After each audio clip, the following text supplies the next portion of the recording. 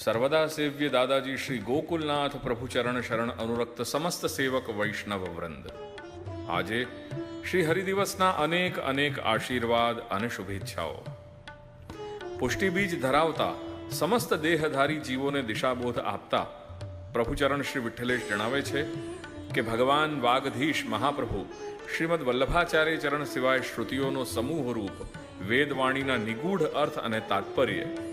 કોઈ પણ દેવ ઋષિ મનુષ્ય જાણી શકતો નથી, કારણ કે ભગવાન મહાત્મ્યનું ભગવાન મહિમાનું અસ્ખલિત વર્ણન કરનારા શ્રુતિ સ્વરૂપા ભગવદરૂપ સ્વામિનીઓ પણ પતિવ્રત ધારણ કરનારા સાધુ કોટીની સ્ત્રીઓની માફક પોતાના વાણીરૂપ વ્યક્તિત્વને પોતાના પતિ ભગવાન વાગધીશને જ નિરાવરણ રીતે સમર્પિત કરતા હોય છે। તેથી શ્રી વલ્લભ નામ ધારણ કરનારા હે સચ્ચિદાનંદ ઘન ઈશ, આપ શ્રીના મુખારવિંદથી નિસૃત વાણીનો જે લોકો આપના આશયથી અલગ અન્યથા કે વિરુદ્ધ કહેતા હોય છે અને આચરતા હોય છે, ખરેખર આ ભૂતલ ઉપર તેઓથી વધુ અન્ય કોઈ પણ ભ્રમણાનો કોળિયો બનતા નથી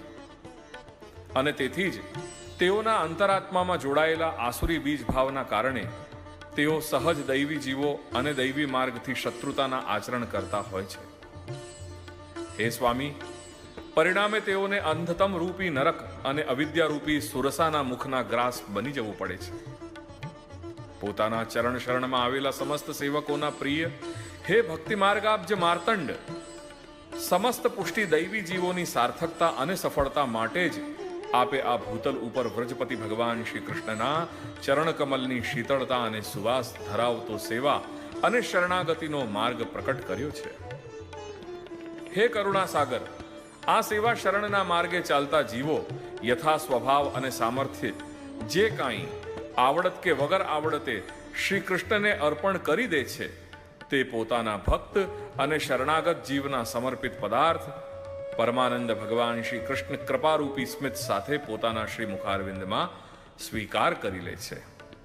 તેથી શ્રી ગોકુલનાથ પ્રભુચરણ શરણ અનુરક્ત સમસ્ત સેવક વૈષ્ણવજન, આવો આપણે શ્રી મહાપ્રભુની વાણી અને માર્ગનું નિષ્ઠાપૂર્વક આચરણ કરવાનો સંકલ્પ સ્વીકારીએ।